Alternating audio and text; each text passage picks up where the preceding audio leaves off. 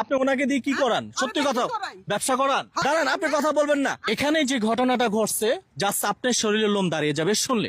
দেখুন, এই মেয়েটা দেখেন, মা, সৎ মা কখনো আপন হতে পারে না, এটা বাস্তব। এটা আবারও প্রমাণ করে দিল।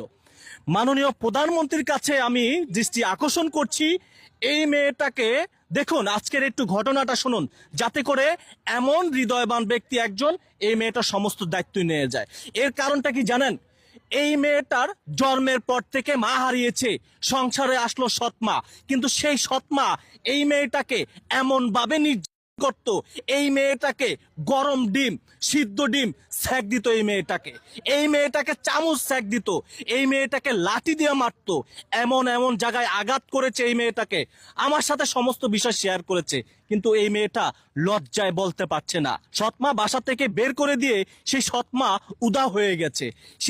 এই মেয়েটা জিয়া উদ্যানে এসে আশ্রয় নিয়েছে।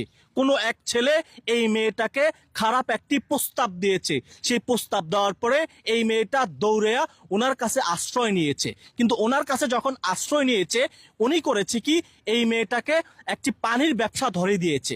কিন্তু এই মেয়েটা না খেয়ে, এই যে পানি বিক্রি করে, না খেয়ে পানি বিক্রি করে, এই মেয়েটা দুপুরে খাবার পর্যন্ত খেতে পারে নাই। ওনার ভয়ে এই মেয়েটাকে আমি দুনিয়ার ঘুরা ওর মেয়েটাকে খাওয়া 250 টাকা ওনার হাতে ধরে দিয়েছি, যাতে করে। তো আচ্ছা শোনো, দাঁড়ান, আপনি কথা বলবেন না। আপনি বলে যাবেন, আমি শুনবো নাকি? না, আপনি ওর কথাটা আগে শুনি। ওর কথা শুনেন আগে। এই মেয়েটা আমাকে সমস্ত ঘটনা বলছেন, আপনি ওনাকে দিয়ে কি করান? সত্যি কথা, ব্যবসা করান? হ্যাঁ, পানির ব্যবসা করাই। আর কি করান? আরে এর আগে ওই কি করছে? মেয়েটা বিপদে পড়ছে। আপনার মেয়ে আছে? আপনার মেয়ে আছে? আমার মেয়ে আছে দেখেই তো আমি মেয়ে নিছি। আপনার মেয়ে আছে, মানে